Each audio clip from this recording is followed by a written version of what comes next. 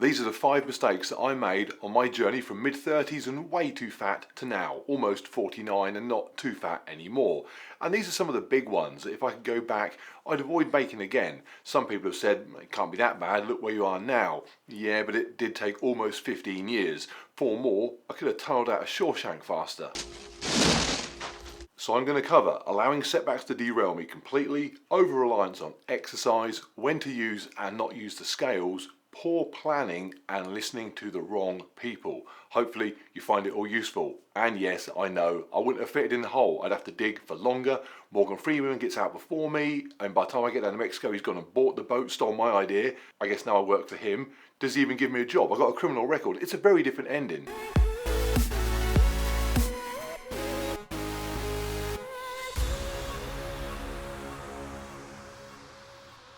One of the best bits about doing this is the huge number of people that send me their own weight loss or their fitness transformation stories. People that have got themselves into a shape they're happy with, or maybe they're on that journey right now and they're just finding inspiration and motivation watching the videos. But a recurring theme is the mistakes they said they made or are still making. And often it's the same ones that I made, because my own journey was not a smooth progression from start to finish. I wish it was. It would have been an awful lot quicker and just a more pleasurable experience for everybody, apart from Burger King shareholders. The reality is I often screwed up and took 3 steps back after 2 steps forward. Here's a perfect example. Me in 2015, when I thought I'd reached my goal of fit and healthy and nothing was going to change that forever, and a couple of years later looked like this. That was not uncommon, just one of the many times when my progress was set back by errors that I've since got a far better handle on. So in the hope that this may be useful for people facing similar hurdles, let's go. Mistake number 1, compounding setbacks. This one is such a biggie, it almost warrants its own video. Let's step away from health and fitness for a minute. I've spent years working in finance before this. And in that role, I said to clients so many times, don't panic at stagnating returns when the general trend is upwards. Most years clients would look at their investments and see improvements, but every now and then there'd be a year where something would cause their returns to drop. 2020, coronavirus, we all remember that. 2008, banking crisis, ask your parents. 2000, tech bubble burst, ask your grandparents, I guess. Now, most of my clients had really diverse holdings that meant even in those years, they typically didn't lose money, but they'd often be pretty close to flat, no growth. And I would say to them, if a bad year is no improvement and a good year, of which there are many more, is good, you don't need to worry. And panic, knee-jerk reactions, poor decisions during those bad times might end up just compounding things actually backwards. And that is harder to recover from. I know, because back in the health and fitness world, I often went actually backwards. I'd be dieting, training consistent, and then something out of the norm would happen. I'd take a holiday maybe, or I'd succumb to a food binge. Maybe I'd pick up an injury. Most of the time, none of those things are typically going to do much more than cause stagnation in your improvement. For example, last week I was unable to train at all because I pulled a stomach muscle. No training all week, not a big deal though. When I started again this week, I hadn't gone backwards, certainly not significantly. I pretty much picked up from where I left off. And that is the same if I had an overindulgence in food one evening, or take a holiday and back off the training while I do so. Unless you're an elite athlete operating turned up to 11 the whole time. Such things will stop you moving forwards, but that's about all. So what you should do is relax, let the holiday happen, eat the donut, recuperate the injury, and then just get back to it once you're able to. But that isn't what I used to do. I would think, oh my God, it's all falling apart. Everything I've worked so hard for is going to be lost. And I would just panic and knee-jerk my way into a double whopper with cheese over and over again. I'd think, what difference does it now make at this stage? And so instead of stagnation of my weight loss or fitness improvements, which is fine, I actually encountered genuine and significant negative results, which, just like with investments, takes a disproportionate amount of effort just to get back to the start from. £100 that loses 10%, £90. £90 that gains 10%, still not £100. In fact, the holiday I was on in that photograph, I can remember flying home from there and realising I'd not trained for a couple of weeks, I'd been relaxed with my diet, I drank more than normal. By the time I got to Heathrow, in my head, I'd gone so far backwards, what difference will 3 giant Toblerones make? I'd eaten 2 of them before I got home, and Heathrow's only half hour away from here. And following that, I compounded things further backwards with a McDonald's, or 2. I thought, what's it matter now? And it's only really been the last couple of years where I've really got a grip on, quite literally, remaining calm when things are not moving forwards. or even threatening to go backwards a tiny bit. I spoke about this in my binge eating video. I allow whatever has caused the stagnation to now come and go without making things worse, and then I simply get back to it. It's just a mindset, that's all. In summary, life is complicated, shit happens. When it does, don't make it worse. Number 2, exercise isn't magic. Everybody has heard the saying, you can't out-train a bad diet, but even so many people fail to really stop and think, what does that actually mean in relation to what they're doing? It is not as simple as just saying that somebody in a standard Western diet of junk will not solve their problems by popping in the gym for half an hour. That might be true, but there is much more to it. Until quite recently, I'd think that eating well most of the time, but then allowing myself extra to compensate for the activity I'd done was okay. I didn't regard that as a bad diet I was trying to out-train. It was replenishing calories. But if you're going to do that, it is so important to have a really good understanding of exactly how many calories you actually do need to replenish. I didn't. I overestimated what I'd burnt and I underestimated what I was then eating. Now I'm much better at it. I ran a race a couple of weeks ago where I burnt on that race a few thousand calories maybe. During it I ate 1,000 calories and immediately afterwards had 1,000 calories that I'd taken along a specific mix of exactly the right macronutrients to replenish me. I then drove home and ate a small meal. That means that race would have resulted in a slight negative calorie balance overall, which is absolutely fine. I've got enough ample body fat reserves to deal with that. Historically, I'd have done what a guy that I was chatting to after the race did. I'm at the food table, I was getting nicks and a dog biscuit, and this chap was asking me for advice on all aspects of training and nutrition stuff. And I was discussing with him how I'd just eaten the right amount of food that I'd prepared in advance, having worked out exactly what I'd need. He pointed out that what he was doing right there and then, working his way through piece of cake after piece of cake, was probably not the right way to go about it. But it's exactly what I used to do. He is not alone. So many people mistakenly look at a modest amount of calories burned and then replace it with a gigantic amount of calories, thus ending up in a calorie surplus on a day that presented them with an ideal opportunity to have the opposite. The reality is there's only one activity done every day that will probably, unless you're a very, very serious athlete, burn more calories than anything else. Staying alive. That's it. If I do nothing at all day, I'll burn a good couple of thousand calories anyway. To burn a couple of thousand calories through exercise, that's a tough training day. The vast majority of gym sessions that most people do, few hundred calories. 45-minute jog, 500 calories maybe. 45-minute jog and a tub of Haagen-Dazs, you're 500 calories fatter. Just focus on fueling your day. Work out your base calorific needs, and if you think you do need to deviate from that, really make sure that you do. I used to fuel from my 25-minute park run with a big bowl of sugary cereal. I also used to be too fat despite doing park run. Coincidence? I don't think so. And unfortunately, social media, YouTube here often doesn't help because some of the most popular videos are the here's how much I ate today ones. I ate a Big Mac every hour, on the hour, and here's what happened. And it's inevitable that some people will just interpret that sort of content as suggesting you can just burn off ridiculous amounts of calories because they see it being done. Just remember, most people on YouTube or Instagram or anywhere like that with any degree of following are committing a level of time and effort to their training that is just far beyond the norm. And on top of that, they're normally pretty strict with their diet when they're not making a video seeing, I don't know, how many chicken nuggets they can fit in their mouth at once. And they will sometimes simply lie about what they're doing as well. Really? Why would they do that? Because I inhaled 9 pizzas in a row, here's what happened, is a more entertaining video and makes them more money than me measuring broccoli. Doesn't mean don't watch them. If they entertain you, that is brilliant. Just don't think you need to copy them, which actually is probably the most useful way to watch 99% of anything on here. Number 3, throw out the scales, but don't. There's a lot of confusion about weight, literally weight, not body fat, not body composition, just how heavy are you, and when it should matter and when it shouldn't matter.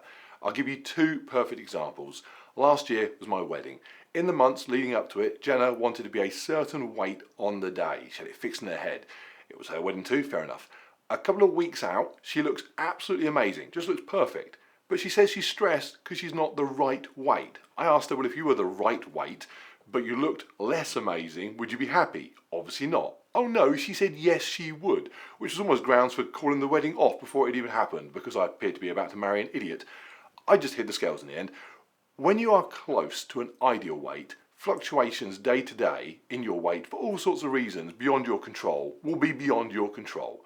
Quite literally, most people close to a weight they're going to be happy with are just better off looking in the mirror, jump up and down a few times. Ideally, on the scales, you can then break them and throw them in the bin. However, the opposite to that is when I was hugely overweight, very too fat.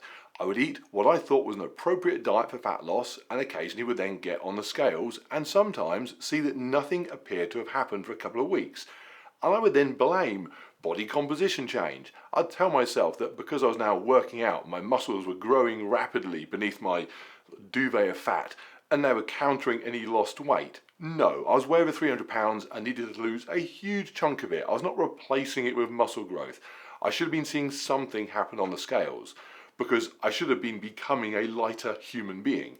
Inevitably, I'd then revisit my diet, start counting calories properly, weighing portions properly, and lo and behold, the scales would then report there was less of me. So what's the answer? Do you use scales or don't you?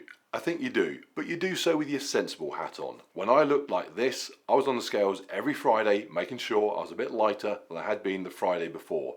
Conversely, I'm currently training for High Rocks right now, 3 weeks time, and then we're on a beach holiday 2 weeks after that. Other than for just general interest, I won't weigh myself in advance of either of those things, because from where I am now, and with the experience I have in losing weight to get to wherever I want to be, I know there is nothing the scales can tell me that I can't tell from looking in the mirror and jumping up and down. In fact, the scales could easily tell me information that doesn't actually help at all. For example, if I had to pick a weight I want to be for High Rocks, I'd pick about 92 kilos. I'm probably closer to 100 kilos right now, but I feel good. If I jump on the scales and it tells me I'm 101, what do I do with that? Do I eat less and train with less intensity because I'm hungry all the time and then prepare badly for High Rocks? I feel good. I'd rather just be 101 kilos and not know. Poor planning. Of all the mistakes I made, this is the one that I have got completely nailed now. Eating right, training right, looking after yourself, it just comes down to good habits. You can have all the goals in the world if you want. If you don't have the right habits in place, they will just stay goals forever. And for habits to form around the things you know you should be doing, eating well, going for a run, whatever, those things need to have as few hurdles as possible in front of you doing them. It's the sweets and candy at the checkout approach. The shops put that crap there so it's in your face. It's almost impossible to avoid buying. Plan so that good things are impossible to avoid too. So I was always great at knowing what I needed to do, but never did enough towards making it easier to do. So I spent years thinking eating the right foods every day was tough, or that just getting out to go to the gym or run was supposed to be hardship, something to be endured. And then it just clicked. Doesn't need to be like that at all. I needed to make all the things I wanted to do just like crap at the checkout. So I started prepping all my day's food the night before. I would have space by the front door for my running shoes. I'd buy loads of running shorts so I always had fresh kit. That way there is nothing stopping me eating the right meal for lunch because the meal is sat waiting for me in the fridge.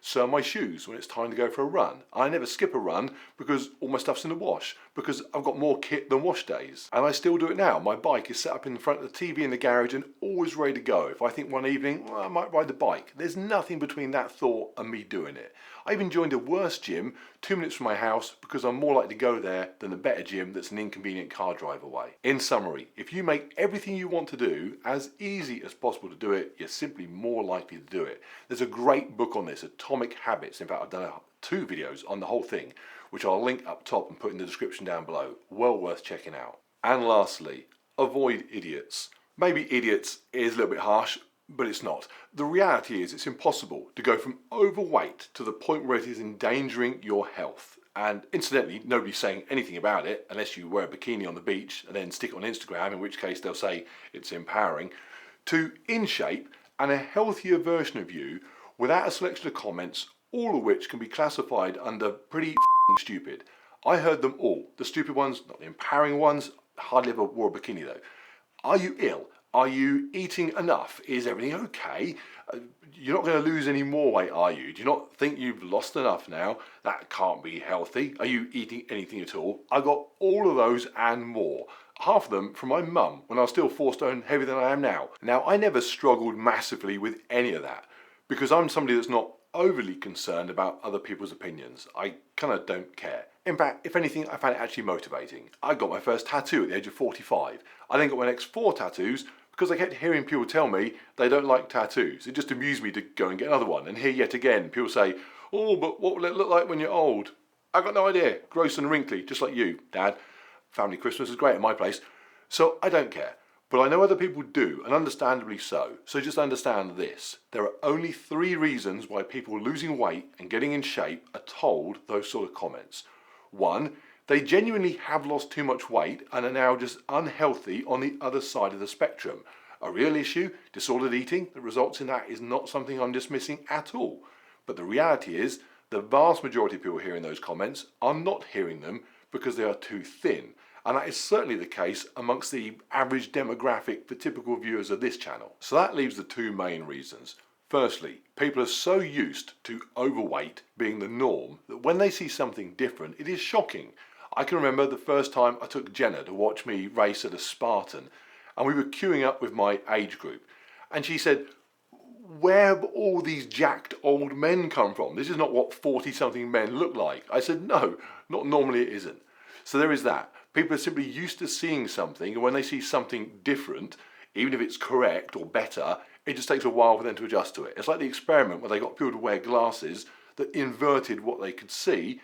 They had them on for so long that when they then took them off, they thought they were seeing the real world inverted because their brain had just got used to what they'd been used to seeing. Is the solution to that to turn everything upside down for real until they can figure it out? No, you simply explain to them that what they are seeing is not right and they need to get used to it. And then the other reason for the comments is that people see their lack of progress in your progress and don't really have a problem with how you look. They have a problem with how they look, but are taking it out on you. Might even be doing that subconsciously. Here's an example. I met a friend I hadn't seen for a few months for a meal during my weight loss phase. I sat down opposite him. We said our hellos. He said, "Oh, I see you're still losing weight. You're going to look like a skeleton next time we meet." I said, "Oh, I see you're still pregnant. Do we need to book a restaurant with a play area next time we meet?" Having got past the sort of meet and greet, he then spent the entire evening asking me for advice on how to get in shape himself. His issue was not that I looked skeletal, it was that he did not feel good about how he looked. So the best advice is you need to learn to simply smile and ignore a lot of what you hear, because there is nothing of value to be gained from listening to people commenting on how you look unless they have been pleasant and positive. So luckily, negative comments from people didn't really impact on me. But there is another side to the issue where I did make a mistake. Until recently, I didn't surround myself by the opposite, people being positive. I embraced for many years the idea that when I was out running early in the morning or in the rain or at night, that was good. It was good there was nobody else doing that. That was somehow better than normal, as evidenced by the fact that I was doing things abnormal. A very kind of David Goggins approach. Stay hard! And there is a place for that. I do enjoy the sense that I'm doing something most don't, and therefore in better shape than most are. A big part of this channel is saying that do a bit more than average, be a bit better than average. But what I've learned in recent years, and it's reflected in all the medals from last year on the wall, is there is a huge value in putting yourself in situations where the people around you are doing what you're doing. It's incredibly beneficial just to remind yourself occasionally that you are not completely alone in this quest for improvement. I love lining up at the start of just a fun 10K and seeing other fit and healthy people around. In fact, forget fit and healthy, they don't have to even look fit and healthy. There is something equally inspiring about just seeing out of shape people at their stage in the journey, even if it's a stage I've gone past. It's not about results or achievements. It's about knowing that your mindset of wanting to be better is shared by others. It's not some weird abnormality that you have, whatever your parents might be telling you. So do that. Get involved with any local fun event. These up here are for all sorts: running, paddle boarding, cycling, obstacle course races. There's some running with the dog stuff there. It's not about what I'm doing. It's that I'm doing something with others doing likewise. Okay, I hope that is useful. Those are things that had I got right from the start, I would have had a far easier time of it all. Although I didn't have nothing to talk to you about on here, so you'd probably be watching me cramming hot dogs into my mouth while mumbling, "And here's what happened." Swings and roundabouts. Right, if you did find it useful, please drop the video a like, stick a comment or a question down below if you've got one, subscribe if you've not already done so, that'd be good too, and check out a link to my website, that's also in the description. And if you want to get in touch or see some behind the scenes type stuff, then check out my Patreon channel. If you're somebody already over there supporting me and the channel, then thank you, makes a massive, massive difference, much appreciated. Right, I'm out of here. I've got to go let my parents know, probably skip this one, and maybe my wife too.